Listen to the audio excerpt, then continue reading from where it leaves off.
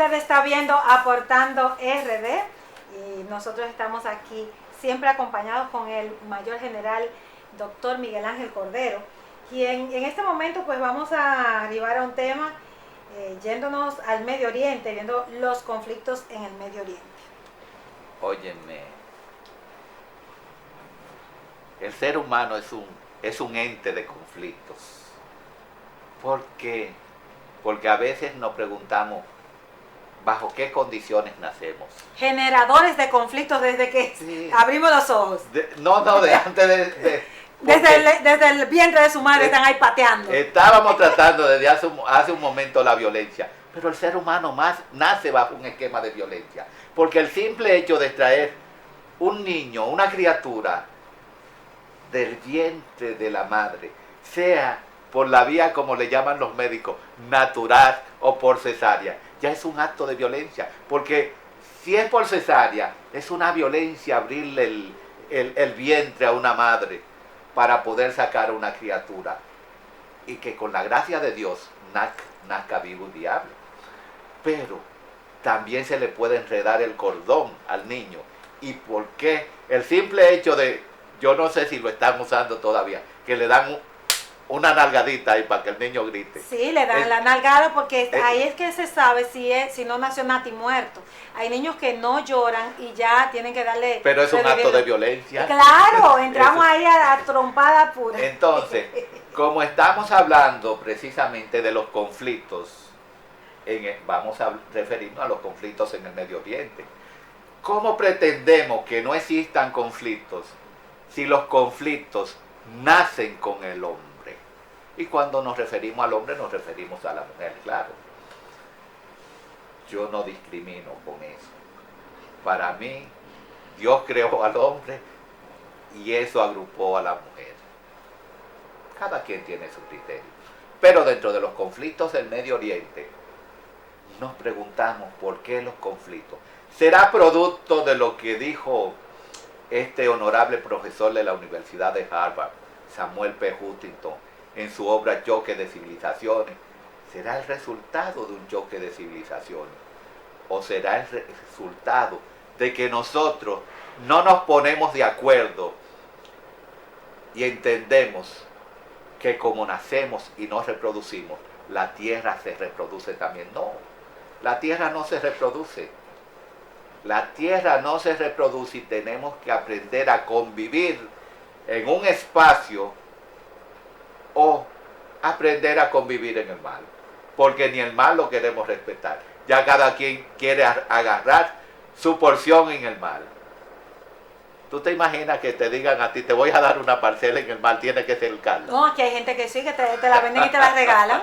La gente cuando se enamora de la mentira, que también es otra generadora de conflicto, porque depende sobre qué y cuáles son los intereses que usted tiene, que usted va a generar un conflicto. Sí, pero ahí viene lo que un autor llama la verdad de la mentira, porque hay mentiras que tienen verdades contenidas. Pero en el Medio Oriente nos preguntamos, dentro de esa mentira que se llama Medio Oriente, ¿quién tendrá la verdad? Que como dice Ocho en su libro secreto, la verdad es algo difuso, porque lo que es tu verdad no es mi verdad. No es absoluta. No, es un término relativo acorde a la teoría de Albert Einstein, la teoría de la relatividad. Entonces, en Medio Oriente, un pueblo llamado Israel, con un pueblo enfrentado con un pueblo que dicen ser palestino, que son gazetíes de un lado y cisjordanos de otro. Pero que la mayoría de las potencias hablan como solución dos estados. ¿Quién pretende conjugar dos estados, uno judío y otro árabe en Medio Oriente, cuando hay potencias regionales que no quieren y no reconocen a un estado judío? ¿Puede ser esa la solución? No lo creo. Desde hace mucho que vengo planteando, cuando se habló de un alto al fuego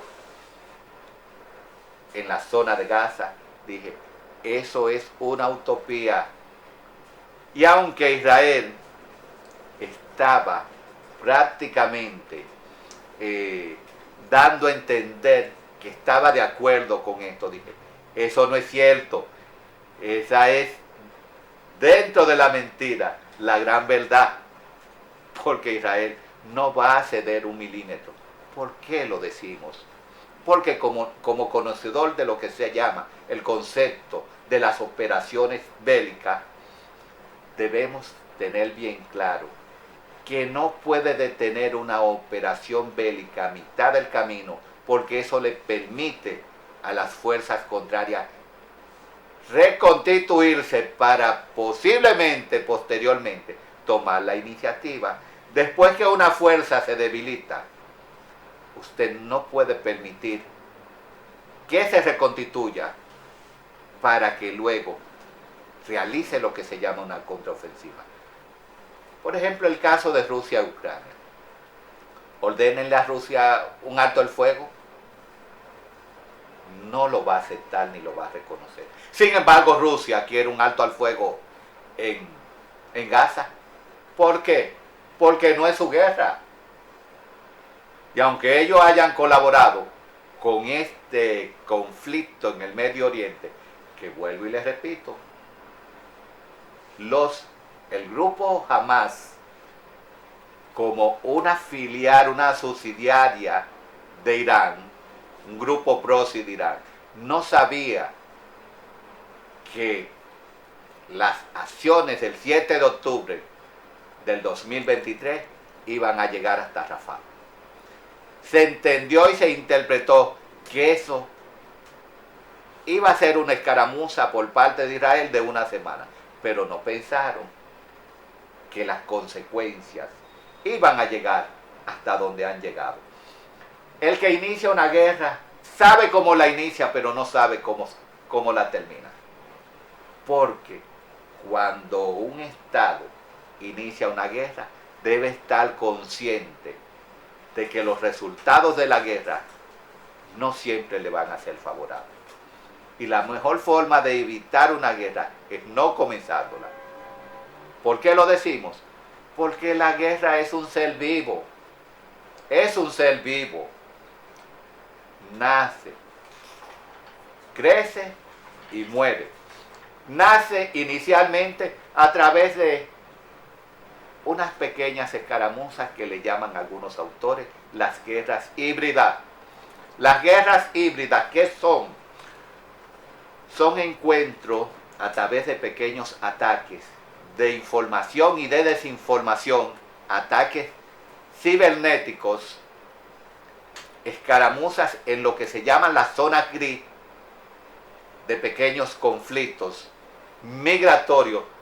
Las migraciones son parte de una guerra híbrida. ¿Por qué decimos que las migraciones son parte de una guerra híbrida?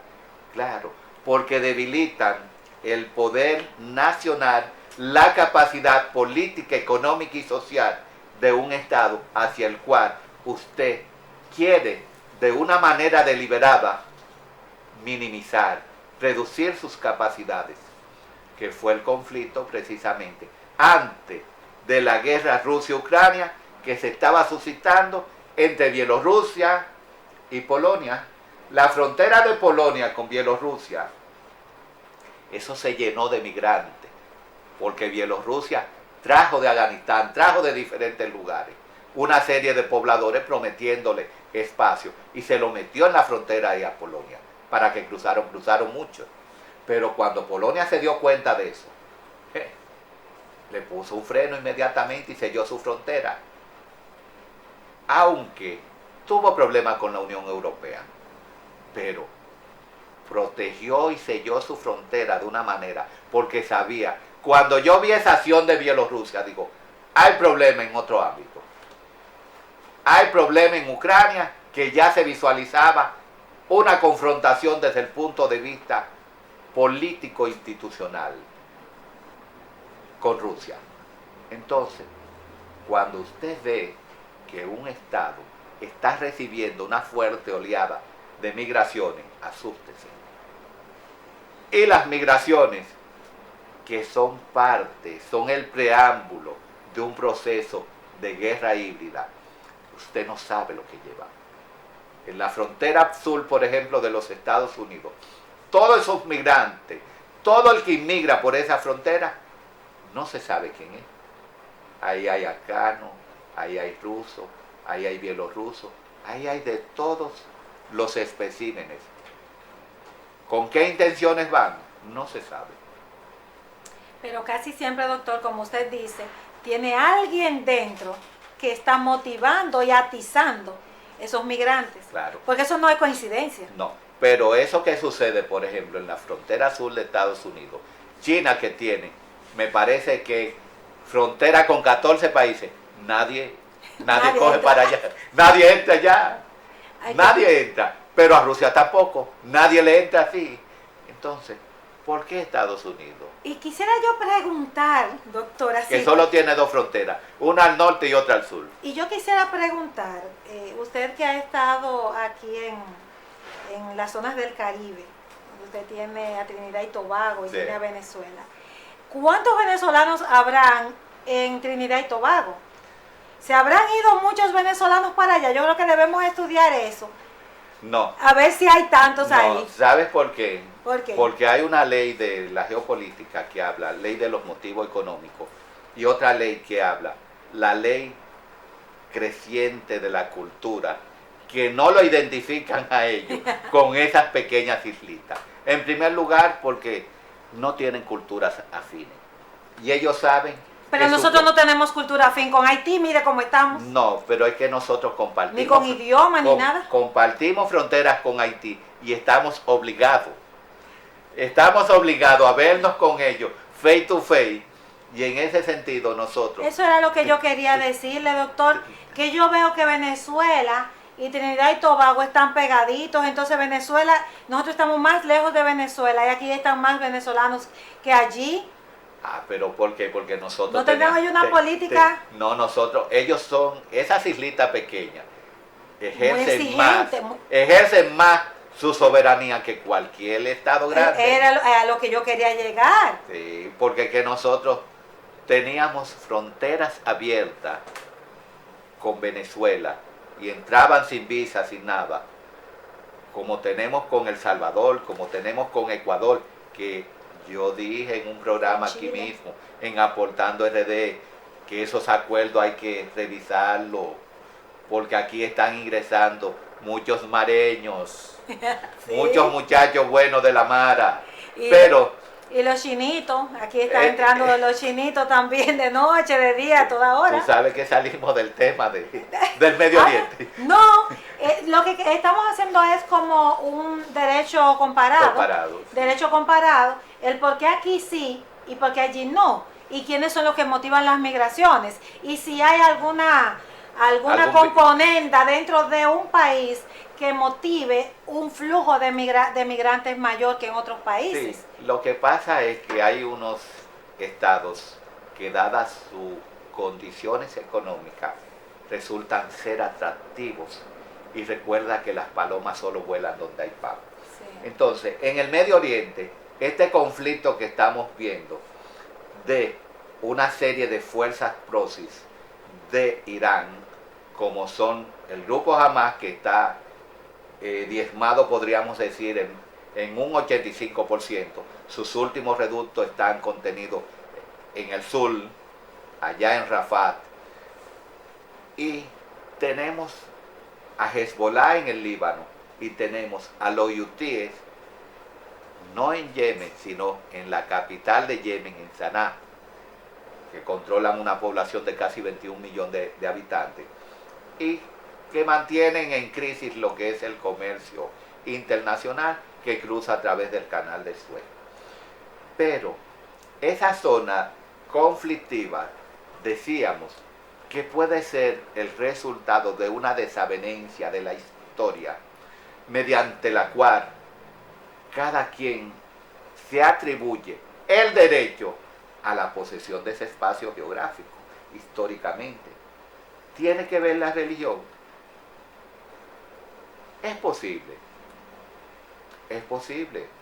porque las guerras se han dado por territorio, por mujeres, por religiones, Se ha dado por todo. Tú te ríes cuando digo mujeres, pero la guerra de Troya fue por Claro una que mujer, sí. por Helena, que en griego Sí. significa la raptada. Entonces, ya vemos en estos días precisamente una serie de conflictos, de amenazas nucleares, donde el Kremlin, a través de su mayor exponente, Vladimir Putin, habla que tiene las armas preparadas, armas nucleares para cualquier desavenencia en el campo, el teatro de operaciones de Ucrania, porque Macron dijo que era probable que enviara soldados franceses a Ucrania, y donde estaba alimentando la idea de que la OTAN debe participar, donde solo Lituania le ha dado aquiescencia a esa idea. Pero vemos hoy día una Ucrania que está bombardeando las diferentes fuentes de riqueza de esa Federación Rusa. De hace 3 días para acá, está bombardeando a través de misiles y de drones lo que son las refinerías de petróleo. Es decir, que está atentando contra lo que es el poder económico de la Federación Rusa, pero que ha diezmado la flota del Mar Negro a través del hundimiento de diferentes buques, entre ellos su buque estrella, y que ha mermado la capacidad operativa de esa flota y con ello de Rusia en ese Mar Negro. ¿A través de qué? De la tecnología, los drones submarinos. Y por eso decimos que las guerras modernas se van a fundamentar precisamente en un concepto de guerras ya no convencionales desde un punto de vista de los ejércitos de tierra, sino de los ejércitos del aire, pero no de aviones de alta capacidad, de alta gama, sino a través de ese avispero, de esa flotilla de drones que tanto a nivel de aire como a nivel del mar representan un riesgo para lo que son las operaciones terrestres, marítimas y aéreas. Y de esta manera nosotros llegamos al fin de este segmento. Despídalo, mi doctora. No, vamos a invitarlos a que se suscriban, que no olviden darle la campanita y agradecer a todos aquellos amigos de los diferentes países latinoamericanos que nos siguen, que nos comentan, que nos apoyan en nuestro canal de YouTube Aportando RD. Nos vamos a una pequeña pausa comercial y retornamos.